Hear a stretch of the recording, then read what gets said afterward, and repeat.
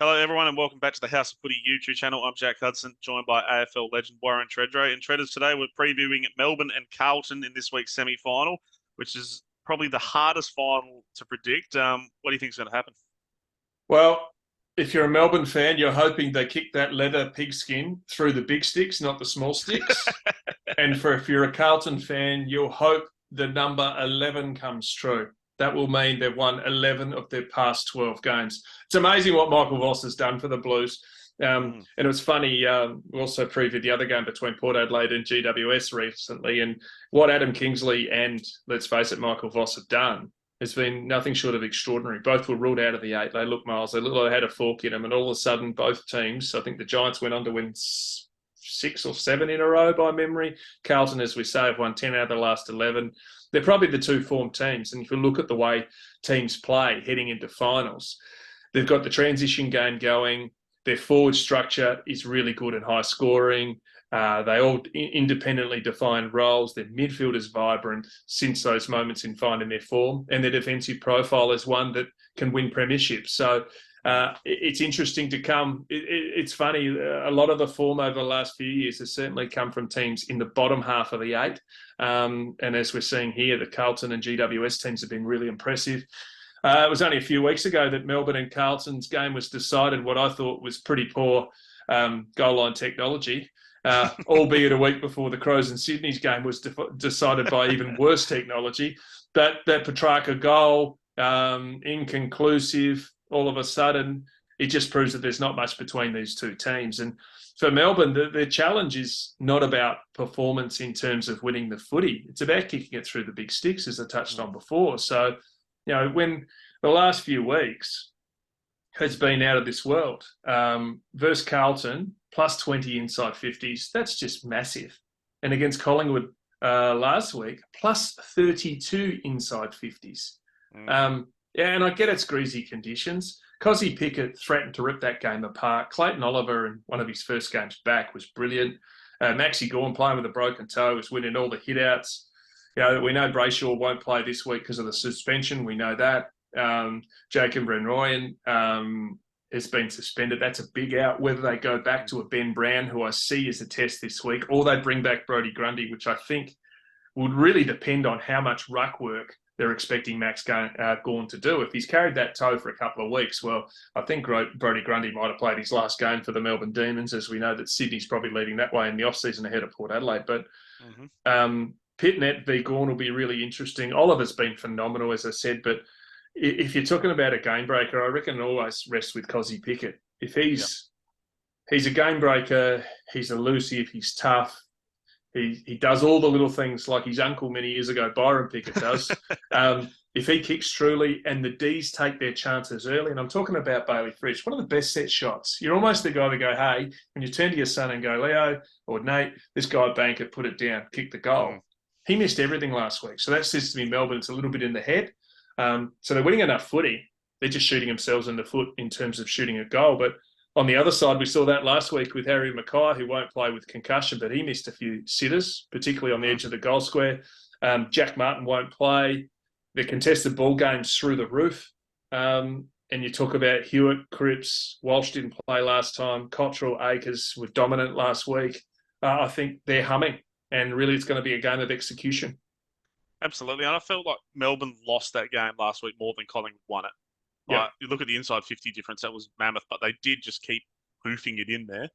Like, it just kept piling into the pack, and Darcy Moore was able to nullify it most of the time. But the one thing that I really noticed from Melbourne is their fourth quarter, like against a team that is a fourth quarter specialist, they rallied and almost won that game. The Ds are probably more underrated here. Everyone's raving about the Carlton wagon, but the Ds, they're not to be taken lightly. No, and if we weren't talking about the scoring profile, we'd be saying the Ds were probably, and Brisbane were the best formed teams a month ago, and throw in Carlton and a little bit of GWS. Collingwood Port weren't in people's calculations because they've been a little bit up and down, dropped some games people expected them to win. And as you say, last week against Collingwood, a mate of mine's a mad Collingwood supporter who was at the game. I said, "Like, you're doing this on toast. It's easy so far." And it was 5-1 at quarter time. And that was the game. But then Melbourne gets their game going. As you say, they were better off kicking a chaos ball inside forward 50. Don't keep kicking it high and long to the Melbourne defenders in You might mention Moore, you mentioned Murphy, all those types of players who are down there, and they're just repelling the footy. And even to a stage that some of their lesser light defenders down there were taking contested marks, and Melbourne couldn't bring the ball to ground. Well, don't worry about leading for the ball. If it's that ugly, just turn it into a scrap, go to contest. And that's where Melbourne was really dominant at contests. And sometimes pinning the ball repeated inside forward 50s instead of turning it over can be the difference in scoring or not. So I think we'll get a different look at Melbourne this week. Can't be as bad a weather as Melbourne had last week.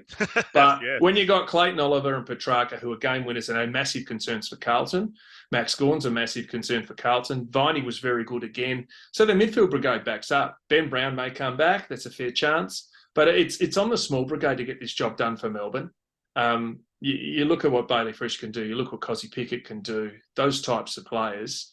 Harms is clear to play. Not sure they'll take a risk with him. But now I think it is probably Melbourne favourites. And if anything, I'd lean towards Melbourne if they can execute. If they can't kick straight and they kick 8-goal 20, they're not going to win a game of footy. But if they can turn it around the other way, I think they're the more likely team to kick a big bag. Well, I watched both games reasonably closely, and I thought on the form like early in the game, I think it was like Carlton, because they obviously played afterwards. I thought Carlton, they're going to do Melbourne quite comfortably and go to a prelim, but they almost lost to Sydney in the end. Like, Sydney came hard. Sydney are a good young side, but I'm not convinced by the Blues from that performance last week, and I think there should be a bit of concern around that. Yeah, there probably is some concern, but also too, if you remember back to finals teams and you go, geez, they barely got into a grand final and then they win convincingly. Sometimes those stresses of those games, once you get to the big dance, that all evaporates. I know that was the case for us in 2004 when that happened. I think convinced Charlie Curnow plays better as the main man without Mackay down there. So I think you'll probably get more out of him because he was pretty well blanketed last week.